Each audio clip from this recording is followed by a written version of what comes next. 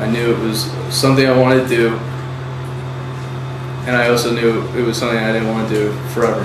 So I viewed the Corps completely separate from the rest of my life. So my major and all that, I was like, whatever, it doesn't influence my time in the Corps. What I had no idea is it would absolutely influence my time in the Corps, and that my time in the Corps would absolutely influence the rest of my life.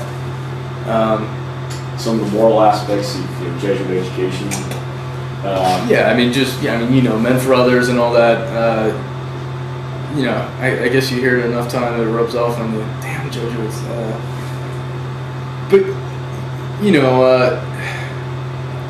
And this may come off wrong, but even growing up, I don't want to say privileged, but even growing up in a healthy environment and all that, I never had any problems. I never really had any big issues.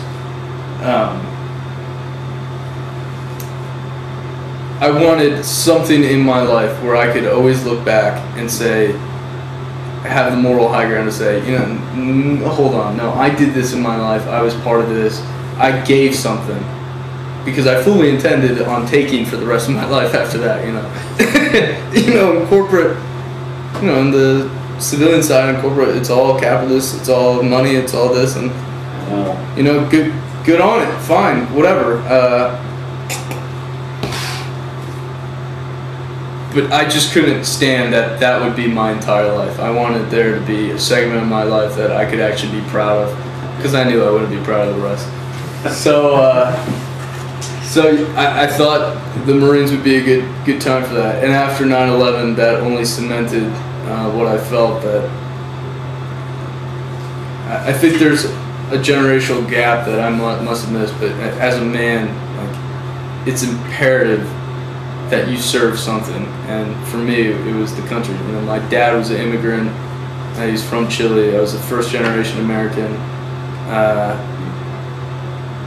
and so it was important to me. We obviously had a lot of opportunities. It doesn't come free.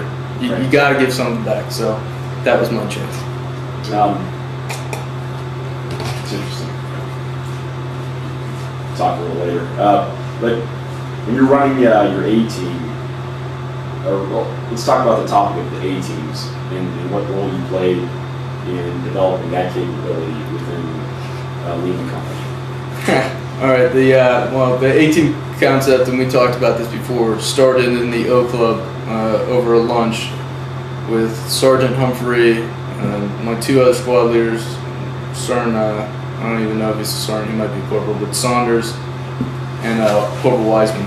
And I brought then Lance Corporal James, because I saw something in him too. We could talk about it, it'll play into the future. But I saw something in James that reminded me a little of Humphrey, and so I brought him in the fold. And it was a junior enlisted meeting with the lieutenant, and I gave him book reports, which they hated me for, but too bad. So what were some of the books that? Che, Mao, I made him read, obviously, the Counterinsurgency Pub, the Small Unit Leaders Guide's Counterinsurgency. I made him read, they used to come out, they probably still do, with these, I have them still, these like warfighting books that would talk about specific conflicts. So it'd be, the Philippines, the Afghanistan. I made him read the Special Forces Manual. I made him read, I tried to give him all different segments. So Wiseman, he was very TTP wise, and I wanted to push him this SF manual because that would mesh well with him, because he could get certain TTPs and brief the rest of us on. And I said, you will read this, like you will be tested, like I'll fire your ass if you don't. So they read it. I think last time you said that you had to read Air the Air Mind. Was that written by Yusuf? No. Yeah, the Air Mind, which was actually written in the 60s, I think. Had him read that. That was actually after that meeting. That was after we figured out what we wanted to do. So the first one was minus Arab influences, was just straight insurgency and counterinsurgency, and so I wanted to get that. So what was the date of this meeting? This was January. This was January of 07. Right when I took over 1st Platoon, because I knew I couldn't have done this with weapons guys, because because of the relationship I had with the weapons guys, because we had been through Ramadi 1, because we had shared similar events, we had shared December 7th, which we'll talk about later.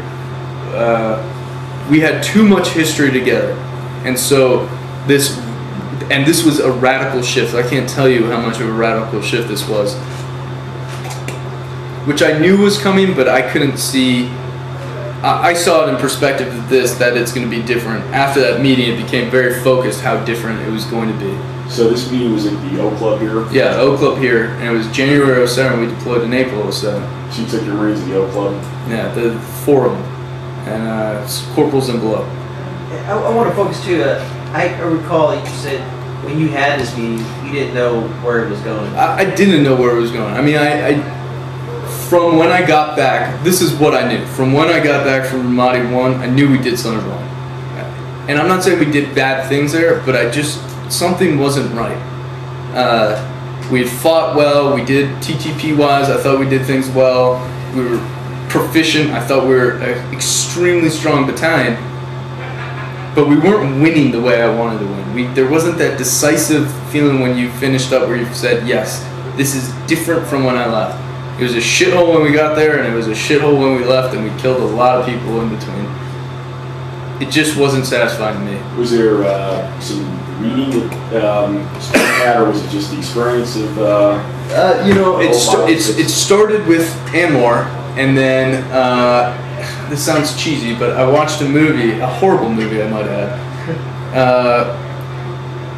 Like Gene Hackman, possibly, maybe Denzel Washington and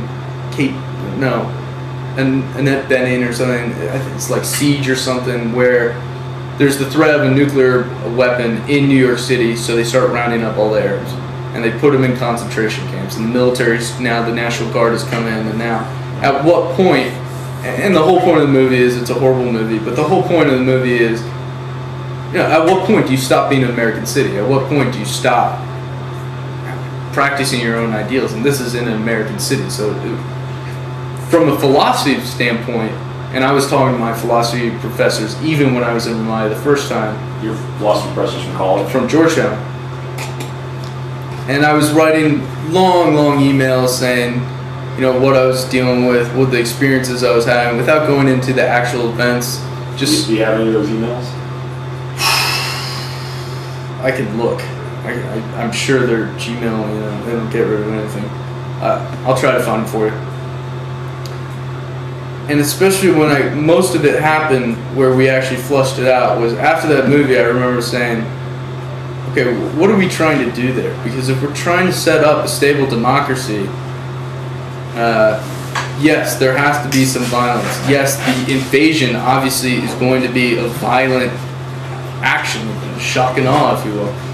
At what point do you transition, and when is the transition coming, and why is the transition not happened yet? And frankly, what the fuck? Why hasn't it happened under me? So I didn't feel like a failure, but something was wrong. And so there were all sorts of these questions of, I don't want to say human rights, but yeah, boiled down to human rights. And now that I had this connection with these Iraqis, one of the big issues that came down to me is, and I prided myself on this the first tour, is I would catch any target that was assigned to me, and except Anwar apparently. I never caught that dude. You still upset about that? Well, it comes back, and which is funny because Anwar doesn't end in Ramadi 1. It actually flows in Ramadi 2. But yes, I am. But the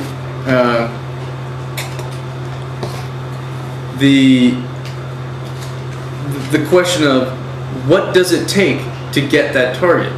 What rules am I going to break to get that target? And like off camera and not in the book, actually off camera for 1 second.